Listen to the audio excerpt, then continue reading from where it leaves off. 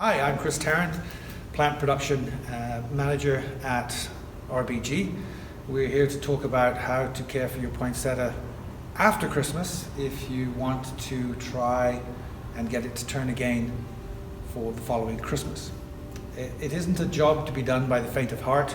It is something you have to be diligent about, but if you want to give it a go, it can be done.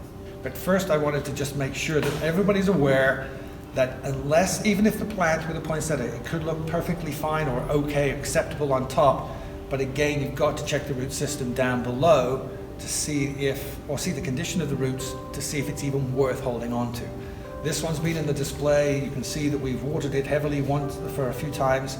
The healthy white roots have brown tips, indicative that tip is dead, or the whole root has started to go brown, and basically there's no strength to it and it breaks.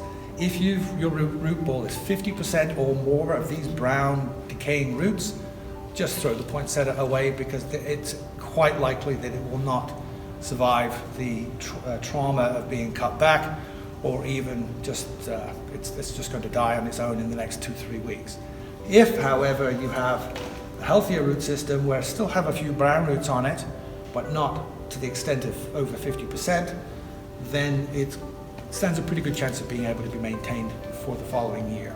Okay, so when you're pruning, irregardless of whether you do it right after Christmas or once the plant's faded in March-ish time, what you do is you look for a node, and what we're going to be doing is we're going to be cutting down each of the shoots that came out from that pinch and starting to create a new framework for next year's material. So what we're looking for is an outside node. So this first, and we just do it to the very first one coming from the main branch, main stem. So this one gets cut here. This first one is right here, so we cut that one there. This one is right here. Anything that's very close to the soil level, don't count that. That's almost negligible. It's may or may not produce. So go with one that's more visible. This first one is right here. It's cut there. First one is right here. First one is there. And the last one is right here. So there you have your poinsettia. It's a shadow of its former self, but that is what you're looking to start for the next one.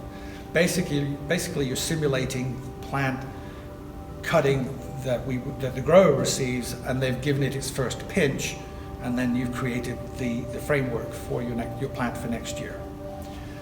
Then, now that you've removed all the vegetation, the plant will not require a lot of water. It doesn't require any fertilizer. The watering techniques are the same as what I mentioned in the previous video, that you never want to let it sit in water. You never want to fully saturate it and leave it fully saturated. Now we need to dry this root ball out. So you treat it basically like a cactus. You're watering it with maybe ½ a cup of water once every 2 weeks, because nothing's going to grow. You'll probably, from each of these nodes, you'll see one shoot come up maybe 6 weeks from now, but it will just sit there. There's no foliage to tell you that it's dry, so you just pull this out, and it needs to be dry all the way down to the bottom, not just the top. When you do prune it down like this, it does require for you to take it out of the pot that it's in and put it into a pot that's slightly smaller. This is a 6-inch pot. Would you pot it down into a 5-inch pot? If it's in one of these larger 12-inch pots or 10-inch pots, then it would go into an 8-inch pot. And to do this, you just gently tease the root system to loosen the soil. So once you've done that, with a bit of fresh soil, just put it around the outside of the pot, a root ball, and then put it down into a smaller pot like this, and then just top dress it with a little fresh soil.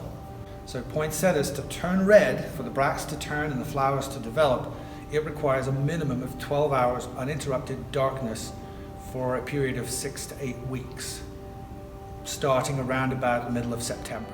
Once you cut the poinsettia down, it does not need short days. The only time you need to create short days is when you want to start the plant's process of turning from a green vegetative plant into a flowering plant. So the last thing to do is, starting, like I said, mid-September time, whatever plants that you want to have to flower, when you get home, put a box over it. Make sure there's no light can get through the box, and then when you get up in the morning, take the box off. Just do this ritualistically, and with any luck, you should have a flowering poinsettia come.